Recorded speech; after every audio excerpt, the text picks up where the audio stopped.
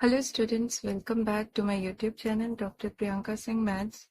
आज हम देख रहे हैं कुछ थ्योरम्स के स्टेटमेंट एंड डेफिनेशंस जो कि मोस्टली आपके कॉम्पिटिटिव एग्जाम्स में आता है, जिसमें आपको थ्योरम्स के स्टेटमेंट्स याद होने चाहिए। सो चलिए स्टार्ट करते हैं। फर्स्ट है Rolle's theorem. Rolle's theorem define करते हैं जिसमें हमें ले लिया है एक function f which is a function of variable x, और ये फंक्शन कंटिन्यूअस है क्लोज्ड इंटरवल ए बी में। यही फंक्शन डिफरेंशिएबल है ओपन इंटरवल ए बी में। एंड थर्ड कंडीशन ये है कि f of a equal to f of b है। जो एंड पॉइंट है इंटरवल के, उस पर फंक्शन की वैल्यू इक्वल है। तब यहाँ पर एग्जिस्ट करेगा एटलीस्ट वन पॉइंट एक्स, जिसको नाम दिया है सी, जो कि ओपन इंटरवल ए बी में होगा। मतलब ए और बी के बीच में कहीं एक पॉइंट होगा सी, जिस पर फंक्शन का डेरिवेटिव 0 के बराबर होगा। देन सेकेंड है आपका फर्स्ट मीन वैल्यू थ्योरम, जिसको हम लैग्रांजेस मीन वैल्यू थ्योरम भी कहते हैं। इस थ्योरम का स्टेटमेंट कहता है if f is a function of x, f x का फंक्शन है, f कंटिन्यूअस है क्लोज्ड इंटरवल ए बी में, f डिफरेंशिएबल है ओपन इंटरवल ए बी में। इसमें थर्ड कंडीशन नहीं अप्लाई होती है जिस तरह से रोल्स थ्योरम में थी। यहाँ पर बोला गया है देयर एग्जिस्ट वन वैल्यू, एक वही सेम है, एक पॉइंट c एग्जिस्ट करेगा ओपन इंटरवल ए बी में, इस तरह से कि F dash C equal to होगा F B minus F A upon B minus A. So ये डिफरेंस है रोल्स और मीन्स वैल्यू थ्योरम में। रोल्स में आपका एक थर्ड पॉइंट और जुड़ जाता है, एफ ए बराबर एफ बी, और mean value Lagrange's mean value theorem में ये पॉइंट नहीं रहता है, क्योंकि हमारा डेरिवेटिव जो है फंक्शन का सी पॉइंट पर, वो इक्वल है F B minus F A upon B minus A के। Okay, so this is next theorem है कॉची मीन वैल्यू थ्योरम, जिसको हम सेकंड मीन वैल्यू थ्योरम भी कहते हैं। इसमें हमें दो फंक्शन लेने हैं, f और फाई, दोनों ही x के फंक्शन है वेरिएबल x के। यहाँ पर फर्स्ट कंडीशन है कि f और फाई दोनों कंटिन्यूअस होंगे क्लोज्ड इंटरवल ए बी में, f और फाई डिफरेंशिएबल होंगे ओपन इंटरवल ए बी में।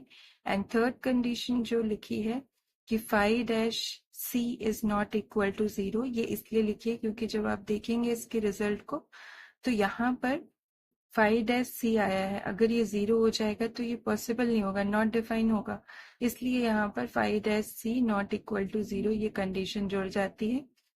तब there exist a point C एक पॉइंट एग्जिस्ट करेगा ओपन इंटरवल ए बी में, इस तरह से कि F dash C upon phi dash C बराबर होगा F B minus F A upon phi B minus phi A. यहाँ पे भी वही सेम चीज लिखिए कि phi A is not equal to phi B. ये चीज नहीं होना चाहिए, अदरवाइज ये जो है ये क्या होगा, any number divided by 0 is infinity हो जाएगा, विच इज नॉट डिफाइंड। इसलिए ये कंडीशन अप्लाइड की जाती है कि phi A is not equal to phi b, and यहाँ पर phi dash c is not equal to 0। ये 0 नहीं होनी चाहिए, तभी ये डिफाइन किया जा सकता है। देन फोर्थ आपकी थ्योरम है मीन वैल्यू थ्योरम, एंड ये है फंक्शन ऑफ टू वेरिएबल्स के लिए। तो हमारा फंक्शन ले लिया f, जो कि दो वेरिएबल का है x और y। तो यहाँ पर हमने एक रीजन लिया है d, जो कि xy प्लेन में है। x एक्सिस y एक्सिस वाला प्लेन जब आप बनाएंगे उसमें एक रीजन हमने d लिया है, उस पे ये फंक्शन डिफाइन किया है।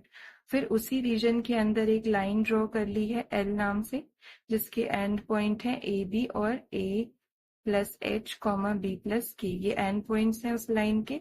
और ये जो लाइन है ये पूरी की पूरी डी में कंटेन्ड है, डी के अंदर है, मतलब कि लाइन का हर एक पॉइंट डी का इंटीरियर पॉइंट है एक्सेप्ट एंड पॉइंट्स को छोड़कर। तब कंडीशन हमें क्या लगानी है एफ पर, एफ कंटिन्यूअस होना चाहिए उस लाइन के हर एक पॉइंट पे, एफ पार्शियल डेरिवेटिव्स रखना चाहिए, वो भी कंटिन्यूअस पार्शियल डेरिवेटिव्स होने चाहिए एफ के, वो भी लाइन एल पर खाली एंड पॉइंट्स को छोड़कर।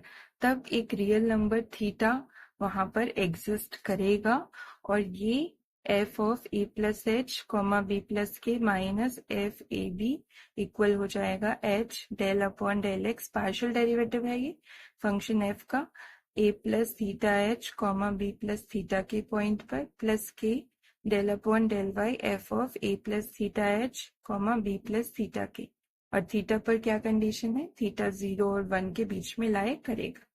So this is called mean value theorem for a function of two variables.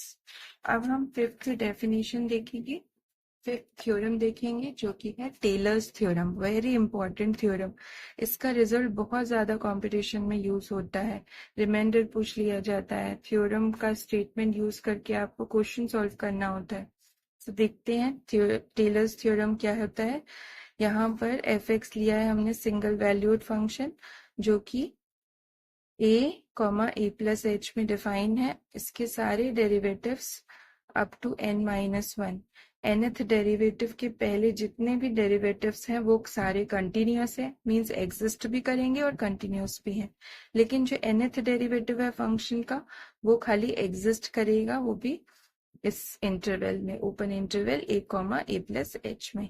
तब ये मेन रिजल्ट है टेलर्स थ्योरम का कि f of A plus H पर जो वैल्यू होगी फंक्शन की वो बराबर होगी F A plus H F dash A plus H square by 2 factorial F double dash A plus so on H two the power n minus one upon n minus one factorial F n minus A.